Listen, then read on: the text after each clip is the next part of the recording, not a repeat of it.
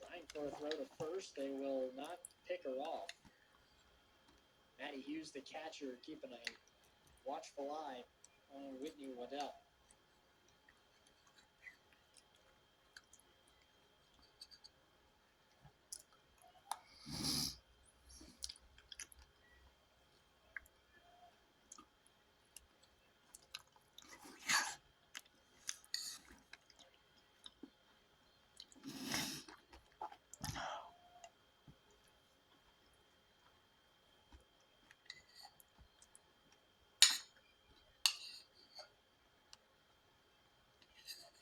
Outgoing 3-1 now. Cohen already has given up 2 walks in this ball game.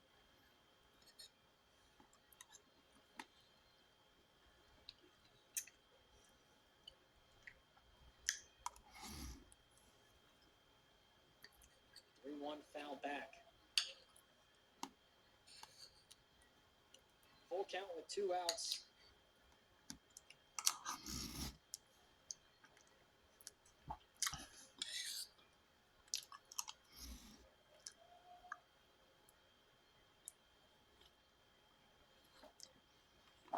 Payoff. Skied to shallow right field. It's the second baseman, Piercy, who trails back for it.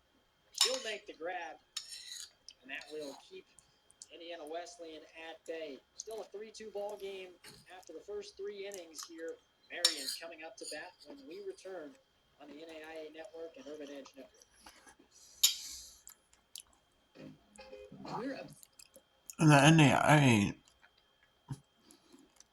and typically there's usually not commercials. At least not during like the returns, even the return runs, there's not commercials.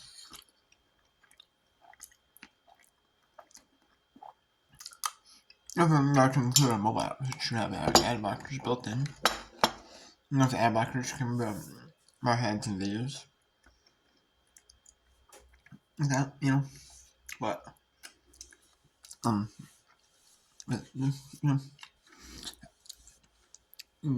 there's still ads. There's no ads, but for the NAIA, like, we're at national championships. Or, like, I don't know so much about golf because golf, maybe just very occasionally. Like sports like softball, like baseball, like softball, baseball, you got tennis is not televised, which I'm surprised by. But you got like golf. You could have golf, I guess, little commercials. But like softball, baseball, and like this, and you have like beach volleyball, I guess. Beach volleyball could be. You have the winners. Like gymnastics together. A little bit, between, and then warm up for next rotation. And basketball, they have media timeouts built in. Like football, they have media timeouts built in. Volleyball has media timeouts built in. There's a little bit of a break, at least, Plan for one. Not media breaks built in necessarily. That's just normal breaks I give. I can act as like media timeouts. No, like a 60-second one. I don't know. So go ahead, 11. I don't know.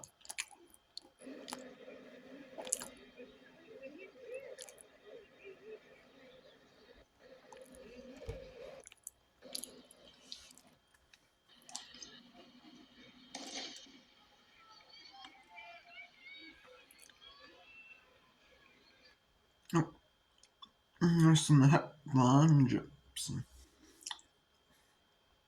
Let's go to track events then. More hurdle to clear, it does, and Carson Crack is going to win the first section, or has the fastest time in that first section. 14:48, sub 15 for Carson Crack. This is the decathlon hurdles. Most likely will add to that lead here. And these are the fastest, like, hurdlers in the 110 meters. It's not the open 110 meters. Because I've seen some of the heptathlon athletes that might be good at, there might be strength, might be 110 meter hurdles. And they might compete in open 110 meter hurdles as well. I've seen that as well. Or the open, like, field events. I've seen that, actually. But it's not super common, though. That's actually hard, though, to do, Because typically you're good at you're good at everything. You're good at a lot of different events. You're just not like great because you got trained for so many different things that it's like hard to be like amazing like hurdles. Hard, especially if you just go do hurdles or you do like hurdles. Maybe you do 100 meter, 200 meter, 200 meter hurdles. It's hard to you can train for that more easier, but the decathlon. Down to do some relays, either the 4x8 or the 4x4. And this decathlon is 16 athlete field in the decathlon. Just sticking to the decathlon, you can see why with 10 events. Here's section 2, 4 more runners. In the outside lane, Masserant and Creighton running well. It's Masserant from Seattle. Look at that big guy, though. It's hard to jump, though. That hurdle is pace.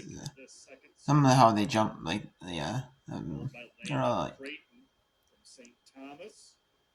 McLean. Of Concordia. And Severson from Hastings. Masserant time of 15:96.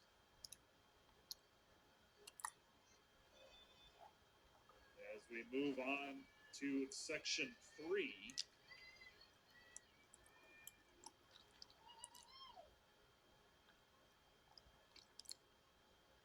Dominic Wibblehouse from Indiana Wesleyan, Mark Lewin of Cumberland, Braxton Baker, who competed in the high jump yesterday as well. He's in lane 6. It's a decathlon. Rindy from Dakota State rounds out the field in lane 8.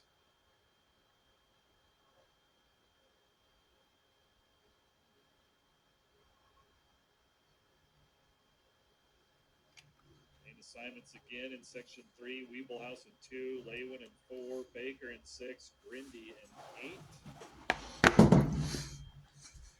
Section 3 of 4. There is a mandatory 30-minute rest period after each of these events.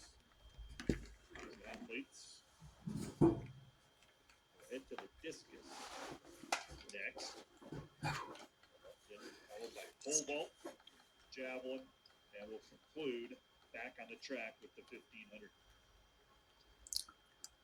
Women's long jump heptathlon going on. We'll take a look at those results before we sign off from this event.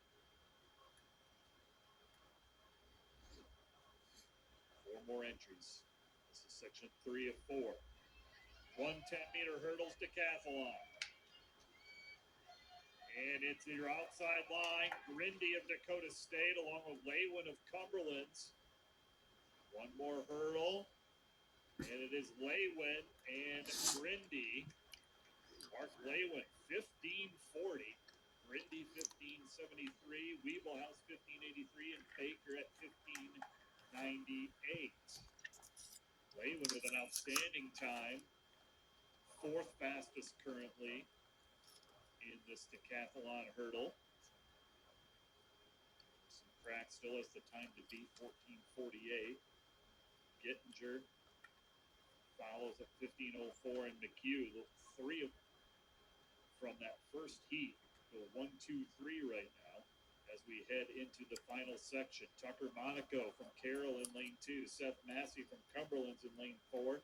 Zach Fye from Doane in lane 6. Eli Stevens from Oregon Tech is in lane 8.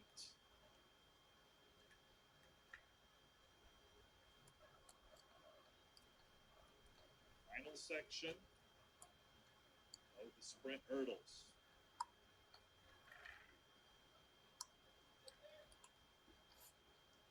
Monaco third place overall prior to this event. Turning All-American, he was third a year ago in the decathlon. Massey was a participant, finished 10th. Eli Stevens finished 15th. Zach Pai is a newcomer to the decathlon.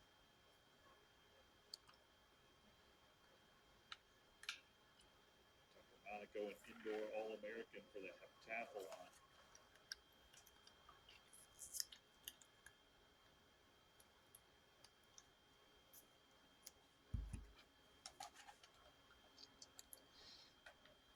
Both Massey and Stevens competed in the heptathlon this past indoor season as well.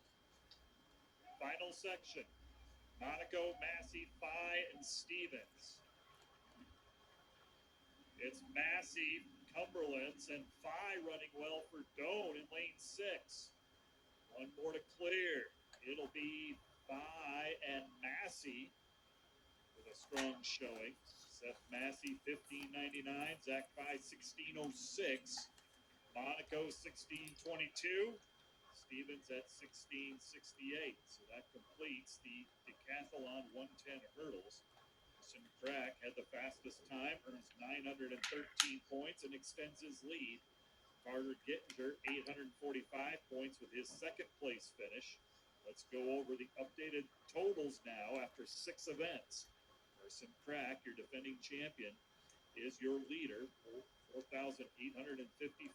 He's increased his lead to 289 points over Gittinger of Friends. Mark Lewin third, Braxton Baker fourth, Tucker Monaco fifth, Seth Massey currently in sixth, Liam McHugh seventh, and Tyson Grindy is in eighth from Dakota State. And those athletes will now head to the discus. I promised you I was going to take a look at the women's heptathlon. Your leader right now, Haley Bellamy. Long jump, I think, has completed, or no, they're winding down. Haley Bellamy from Central Methodist is your leader, followed by Lizzie Grandel, Caitlin O'Brien, Anne-Marie Kerner. Amelie Steins is in fifth, Lindsay Strutt sixth. Those are your heptathletes as they are in the long jump. Winding it down, everyone has had 2 attempts in the women's long jump. Haley Bellamy is your leader in the long jump. She has all 3 attempts, 5.72, so we'll see if that holds up. Next event on the track, best we can tell, will be the steeplechase. They will finish that. Now, women's heptathlon 800 meter might just be before that, approximately around 12:30. And then the steeplechase will take place at 1 p.m. Both the women, the second heat of that, and the men's steeplechase, both heats at 12:15. That is the schedule. Best that we can tell, best that we know, weather permitting. Until next time, this is Matt Voss signing off from the NAIA Outdoor Track and Field Championship, watching it on the Urban Edge Network. Oh yeah, there you. Oh, it's weather permitting because you can see there is a little bit of rain. They're in North Carolina.